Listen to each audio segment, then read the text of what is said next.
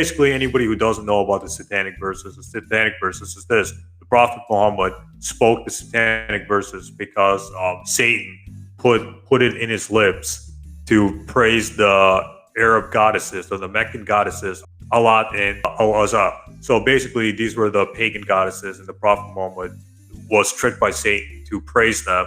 And then, all the early Muslims did sajda. Sajda means like prostration, Islamic prayer, prostration.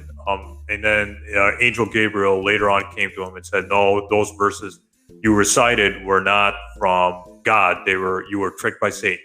Here's the verses from God.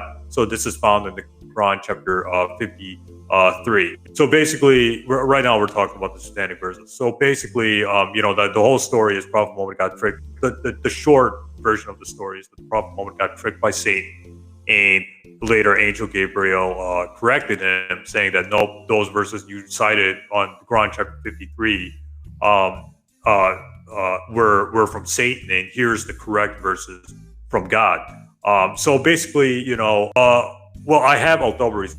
I have the book you're referencing. It talks about how Ibn Hisham seems to have omitted this section, although Alfred Guillaume has not noticed the fact. So basically, it seems like it's like Ibn Hisham took this story out. So it seems like the early Muslim scholars, not just the later Muslim scholars, but the early Muslim scholars, such as Ibn Hisham, Ibn Ishaq, who was writing before Al-Tabari, it's false, that the Satanic verses story is false, but they wrote it down anyways. Now, why they recorded it, I don't know. The good thing about people like Ibn Ishaq and Al-Tabari was they put the Prophet Muhammad in chronological order. If you read Sahih Bukhari, Sahih Muslim, Abu Dawud, Ibn Majah, Tirmidhi, etc., the Prophet Muhammad's life, you can't build a chronological order of the Prophet Muhammad's life just reading the hadith, reading Sahih Bukhari, Sahih Muslim. You can't do it. So what people like Ibn Ishaq and Ibn Hisham and Al-Tabari did was they put the Prophet Muhammad's life in chronological order. So basically,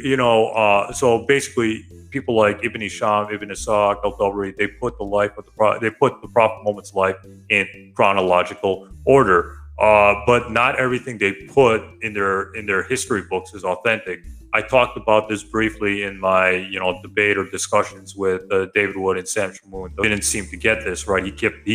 Even though he's been refuted at this point. But the whole point is that the Satanic verses story is false because even Ibn Ishaq said that it's false. Basically, even the early Muslim scholars said it is false. So the story is not authentic.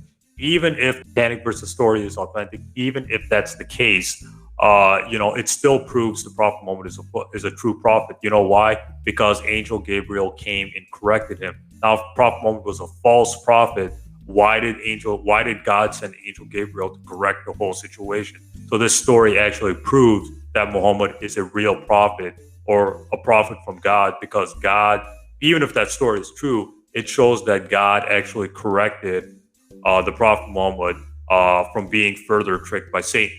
So even if that story is authentic, it still proves the prophethood of the Prophet Muhammad.